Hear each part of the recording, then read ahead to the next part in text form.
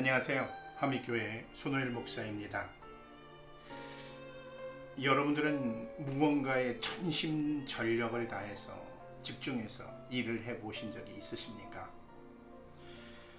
물론 있겠죠. 그런데 집중하고 난 후에, 그렇게 온 전력을 다한 후에 몸에 나타나는 현상들이 있습니다. 그게 무엇인지 아십니까? 물론 많은 현상들이 나타날 수 있지만 무엇보다 저에게 나타나는 현상은 피로예요. 피로. 긴장하고 집중해서 무엇인가 하고 나면 갑자기 큰 피로가 몰려옵니다. 잠깐이라도 쉬지 않으면 안 될 만큼 피로가 몰려가요. 쉬지 않으면요, 머리가 띵 하고 머리가 백지 상태가 되는 것 같아요. 마치 눈은 뜨고 있는데 뇌는 자는 것 같은 그런 느낌이 든다는 말이죠. 그래서 생활하기가 힘들 만큼 그런 현상들이 나타납니다. 어찌 보면 몸이 약하다고 하실 분도 있지만 그만큼 온 힘을, 전력을 다했다라는 뜻도 되겠죠. 우리가 주님 일에도 이렇게 전력을 다할 만큼 정성을 다했느냐 묻는다면 어떤 대답이 나올까요? 예수님도 겟세마네 동산에서 기도하실 때 땀방울이 핏방울이 될 만큼 전심전력하고 긴장하면서 기도했다고 했습니다. 전심을 다한 거죠. 우리의 삶에서 주님의 일로 이런 최선을 다한다면 주님이 얼마나 기뻐하고 칭찬하실까 하는 생각이 듭니다. 하루하루 전력을 다해서 사는 삶이 되고 그 가운데서 주님의 일에 진액을 다할 만큼 열심히 있는 저와 여러분들이 되길 간절히 소원합니다. 오늘 성경 말씀은 마태복음 14장 34절로 36절입니다. 그들은 바다를 건너가서 게네사렛 땅에 이르렀다. 그곳 사람들이 예수를 알아보고 주위의 온 지방으로 사람을 보내어 병자를 모두 그에게 데려왔다. 그들은 예수께 그의 옷술만에라도 손을 대게 해달라고 간청하였다. 그리고 손을 댄 사람은 모두 나았다. 얼마 전 우연히 아르바이트를 하다가 어떤 아주머니를 만나게 됐습니다. 전혀 일면식도 없는 그런 분이었어요. 근데 우연찮게 그 아주머니와 대화를 갖게 되었습니다. 이 아주머니가 겉으론 참 남루하게 옷을 입었어요.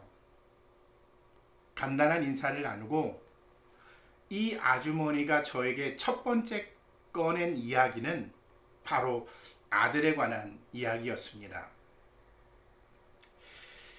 이 아주머니의 아들은 제주도에 있는 제주 맥주 대표의 비서실에서 근무했다고 해요. 거기서 몇 년 열심히 일을 해서 돈을 모았다고 합니다. 그런데 이 모은 돈으로 개인 택시 면허와 개인 택시를 샀다고 그래요. 그러면서 이 아들을 자랑하는 겁니다. 개인 택시 면허와 개인 택시를 샀기 때문에 이렇게 계산을 해보니까 한 달에 최소 500만 원 이상 벌겠다라고 이야기했다라는 거죠. 그러면서 하루에 적어도 30만 원 이상을 벌지 않을까 그렇게 추측을 하더랍니다. 그 이야기를 들은 이 아주머니가 얼마나 기뻤겠어요. 세상은 물질이 기준인데 말이죠. 그 물질을 많이 번다고 하니까 기분이 덩달아 좋아졌던 겁니다. 그날따라 저도 옷을 화려하고 비싸게 보이게 입지를 않았기 때문에 아주머니 보기에 아르바이트를 하고 있는 저에 빗대어서 당신의 아들이 더 자랑스러워 보였던 거죠. 그래서 저에게 그 아들 자랑을 하는 겁니다. 당신도 이렇게 돈 잘 버는 사람이 되라는 거죠. 근데 제가 아는 지인 가운데 택시 운전을 하는 분이 계신데 하루에 20만 원 이상 벌기가 쉽지 않다고 이야기하는 것을 들었습니다. 물론 많이 버는 분도 계시죠. 그러나 20만 원 이상 벌기에도 벅찬 시대다라고 이야기하는 것을 들었어요. 이 아주머니는 저와 헤어질 때까지 아들 이야기를 하셨습니다. 아들 자랑을 한 거죠. 아주머니와 헤어진 후에 가만히 생각해 보았습니다. 정말 이 아주머니는 아들을 자랑스러워 하시는구나. 또한 그 아들을 끔찍히 사랑하는구나. 한편으론 아주머니도 제가 지금 하는 일을 보고 날 판단해서 당신은 이런 일을 하는데 내 아들은 돈을 벌어서 일찍이 개인 택시 면허를 사고 택시를 사고 편하게 돈을 벌 수 있게 됐다라고 자랑하고 싶었구나. 좀 개운치 않고 씁쓸한 맛은 들었어요. 그러면서도 아주머니에겐 너무도 당연하게 가장 자랑하며 다니고 싶었던 존재가 바로 그 아들이었던 겁니다.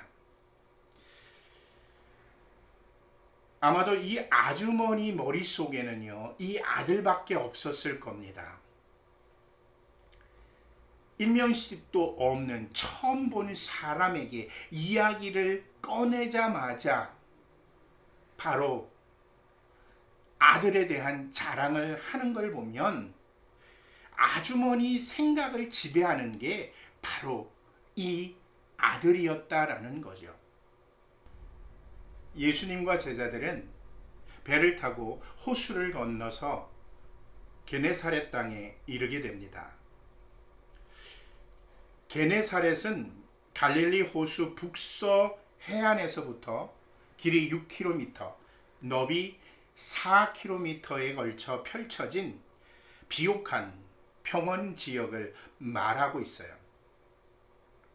무화과, 감람나무, 종려나무 등 수종이 다양하고 농사도 잘 되며 갈릴리 호수에서 나오는 수산물도 풍성해서 많은 사람들이 모여 살았던 곳입니다.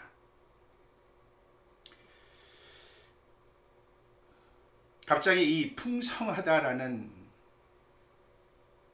말에 이런 생각이 듭니다. 제가 성지순례를 갔을 때에 갈릴리 호수 선상에서 성찬 예배를 드리려고 가나에서 포도주를 한 병 샀어요. 근데 이 그 포도주를 사고 있는데 옆에서 가이드하던 전도사님이 무엇라고 저한테 질문을 하냐면요. 목사님, 가나에서 포도가 날까요? 안 날까요? 전 당연히 포도주가 생산이 되니까 나겠죠. 이렇게 전사님에게 말씀드렸더니 전사님이 가나에서는 포도가 생산되지 않습니다. 이 모든 것들이 갈릴리 호수 그 부근에 특히 북쪽에서 포도를 가져다가 가나에서 포도주를 만드는 겁니다. 이렇게 말씀하셨던 것이 기억났어요. 그만큼 이 갈릴리 북쪽 게네사렛 땅은 풍요로운 땅, 비옥한 땅입니다. 이스라엘 내부에서 말씀드리는 겁니다. 다시 본문으로 돌아와서 예수님과 제자들이 게네사렛 땅에 오자 그곳의 사람들이 예수님을 알아보기 시작했어요. 예수님 아니야? 저분 예수님 맞지? 그리고 그들은 자신이 알고 있는 모든 사람, 즉 게네사렛 지역뿐만 아니라 그 주변 지역에 있는 사람들에게까지 예수님이 게네사렛 땅에 오셨다라는 사실을 소문내기 시작합니다. 아마 예수님을 보면 예수님의 도움이 필요한 많은 사람들이 게네사렛 사람들 머릿속에 떠올랐기 때문에 그렇게 소문을 낸 거죠. 온갖 병마로 신음하는 사람, 귀신으로 인해서 고통을 받는 사람, 갖가지 인간적 고통으로 인해서 호소하던 사람들, 자기가 알고 있는 사람에게 게네사렛 사람들은 예수님을 알렸던 것이죠. 그들은 예수님이 진짜 치유자임을 알고 있었던 겁니다. 게네사렛 사람들은 자신과 관련이 있는 병자들을 예수님께 데리고 오기 시작했어요. 재밌는 건 예수님께 병자들을 데리고 온 그들이 보인 행동입니다. 얼마나 많은 사람들이 왔겠어요. 사람들마다 예수님이 만져주기를 바라고 예수님이 치유해 주기를 바랬겠죠. 한 사람 한 사람 안수해 주기를 바랬을 것입니다. 그런데 많은 사람들이 왔기 때문에 인간적인 육체를 가진 예수님이 다 처리하기에도 버거운 그런 사람들이었던 거죠. 그런 병자들이었던 거예요. 그러니까 이들이 무엇라고 얘기하느냐? 예수님, 당신의 옷술, 이 옷술이라는 건요, 유대인들이 입던 겉옷자락 끝에 장식으로 매다는 여러 가닥 실을 의미합니다. 다른 말로 하면 예수님이 입고 있는 겉옷 그 끝자락만이라도, 옷자락만이라도 만지게 해달라는 거예요. 그러면 낫겠다라고 이야기하는 겁니다. 참 어이없는 반응입니다. 근데 이런 현상들이 현대에도 많이 나타나잖아요. 성지에 가서 예수님이 누우셨던 곳, 그리고 십자가의 길에서 넘어지셨던 곳, 아니면 여러 가지 성물들, 이런 물건에 손을 대면 병이 낫는다, 치유받는다 라는 그런 전설과 현상들이 있잖아요. 그것처럼 게네사렛 사람들에게는, 그런 병자들에게는 그런 마음이 있었던 거예요. 예수님의 옷자락에, 옷술에라도 손을 대면 나을 것이다. 예수님이 누누이 이야기하시지만 치유의 역사는 믿음으로 이루어지는 것임을 우리는 오늘 본문을 통해서 다시 알게 됩니다. 왜냐하면 예수님의 옷술이라도 손을 댄 사람은 치유를 경험했기 때문입니다. 오늘 본문에서 제가 관심을 가진 부분은 게네사렛 사람들이 예수님을 알아보고 취한 행동입니다. 그들은 어떻게 했습니까? 예수님을 알아보자마자 자신과 관련된 온갖 인생의 문제를 가진 사람들에게 예수님이 왔다고 알리고 있어요. 그것도 자신들이 살고 있는 게네사렛 지역뿐만 아니라 그 주변 지역까지 말이죠. 그러면서 그들을 예수님 앞으로 데리고 옵니다. 이들은 왜 예수님을 알아보고 주변 병자들을 예수님께 데리고 왔을까요? 그것도 자기가 살고 있는 지역 넘어서 주변 지역까지 말이죠. 물론 예수님께 병든 이를 데리고 오면 분명히 치유를 받을 것이다 라는 확신이 있었기 때문일 겁니다. 근데 예수님을 알아보고 왜 이런 반응을 보였을까? 이런 반응은 어디에서부터 왔을까? 이들은 분명 경험했을 겁니다. 스스로의 인생의 문제, 병, 귀신 들림, 정신적인 문제, 기적이 필요했던 해결받지 못했던 문제, 이런 문제들을 치유받았거나 아니면 치유받는 현장에 있었던 사람이라는 거죠. 경험자라는 이야기입니다. 그 현장에서 스스로들 경험하면서 예수님의 능력을 기억하고 주변 사람들도 생각이 났을 거예요. 급할 땐 모르지만요, 자신의 문제가 있을 때는 다른 사람들이 생각나지 않지만 자신의 문제가 해결되고 나면 자신들과 유사한 어려움과 문제를 가진 사람들이 생각나기 때문입니다. 그러면서 그들은 계속해서 그걸 머릿속에 염두에 두고 있었던 거죠. 예수님을 생각하고 있었던 겁니다. 자기 생각의 많은 부분, 어떤 생각이냐면 예수님을 만나야 자신이 생각한 사람들의 문제가 해결될 것이다 라고 기억해 두었던 그런 생각들 말입니다. 마치 이런 거죠. 내가 불치의 병이 걸렸는데 예수님을 통해서 나음을 얻었어요. 치유를 경험했어요.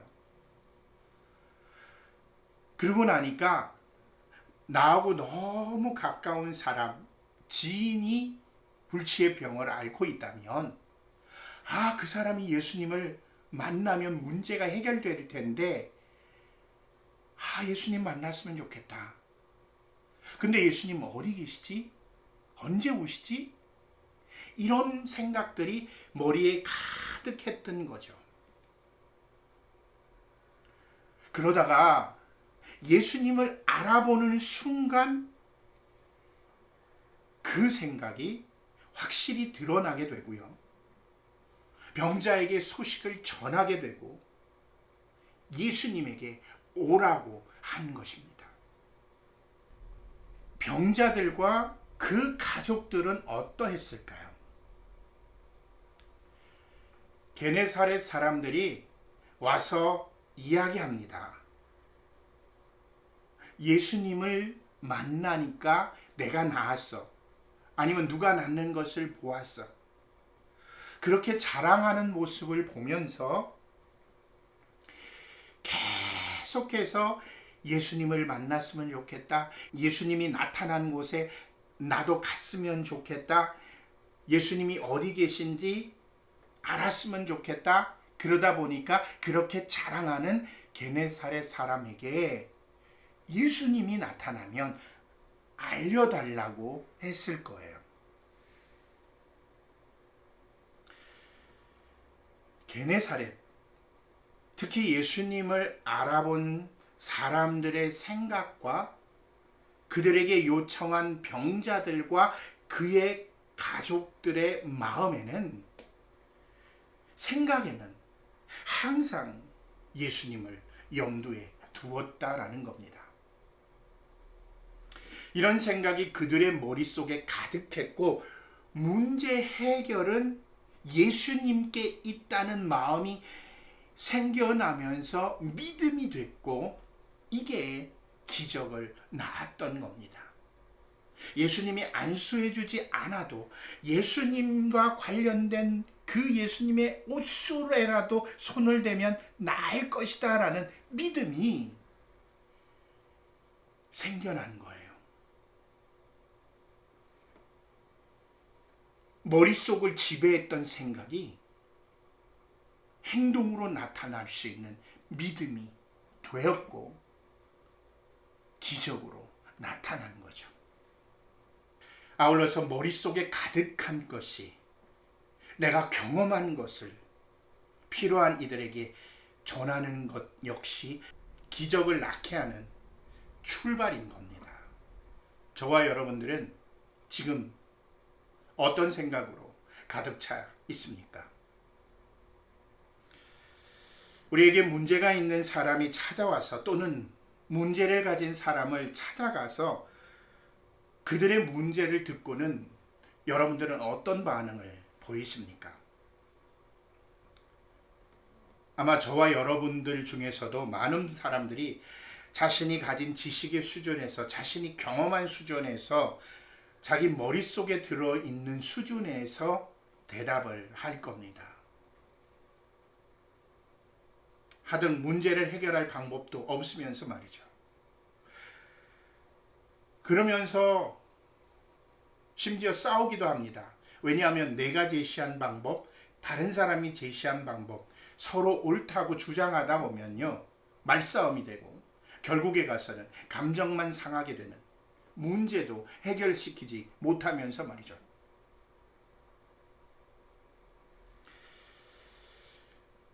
근데 말입니다. 저와 여러분들이 예수님으로 인해서 머릿속이 가득 차 있다라고 한다면 어떻게 될까? 아마 다른 말은 하지 않을 겁니다. 문제가 있는 사람, 병든 이들에게 우리 함께 예수님께 물어봅시다. 이렇게 말할 거예요. 분명 그렇게 말하지 않겠습니까? 그리고 나서 예수님은 어떤 방법으로 이 문제를 해결하셨을까? 이걸 궁금하게 여기면서 찾아볼 거예요. 어디를? 성경을. 아울러서 자신에게 예수님이 어떤 인생의 문제를 어떻게 해결하셨는가에 대해서도 깊이 생각할 것입니다.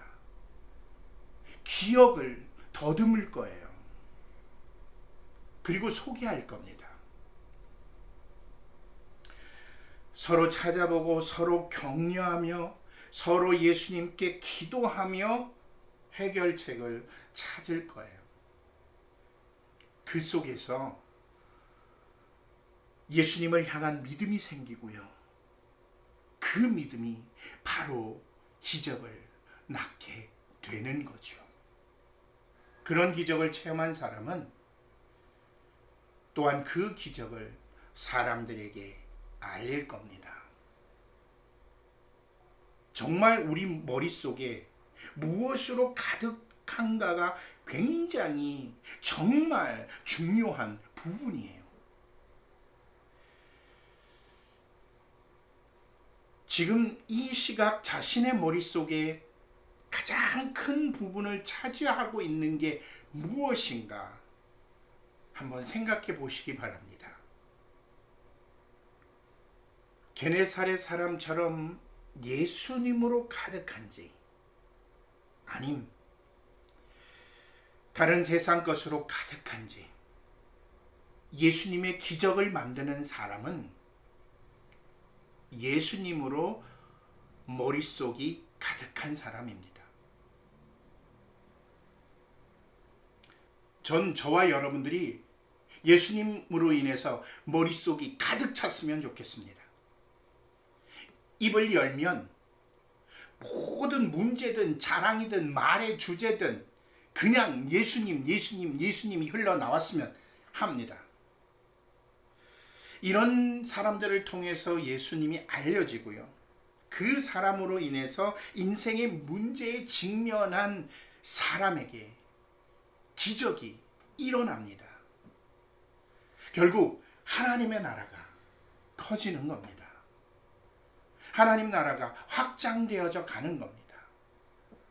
예수님께서 얼마나 좋아하실 거고 예수님께서 게네사렛 사람들 그 열정과 믿음을 보시고 기적을 일으켰던 것처럼 우리들의 믿음을 보시고 기적을 일으킬 겁니다. 생각만 해도 좋지 않습니까? 예수님으로 머릿속이 가득해서 언제나 예수님을 알리고 전하며 매일매일 기적을 체험하는 복이 있기를 주의 이름으로 간절히 축원합니다. 우리 함께 기도하죠. 깊은 묵상을 통해 내 머릿속에 가장 큰 생각이 무엇인지를 발견하게 하옵소서. 혹시 주님이 아니라면 주님으로 가득하게 하옵소서. 주님 생각으로 가득해서 매일매일 기적을 체험하게 하옵소서. 기도하겠습니다.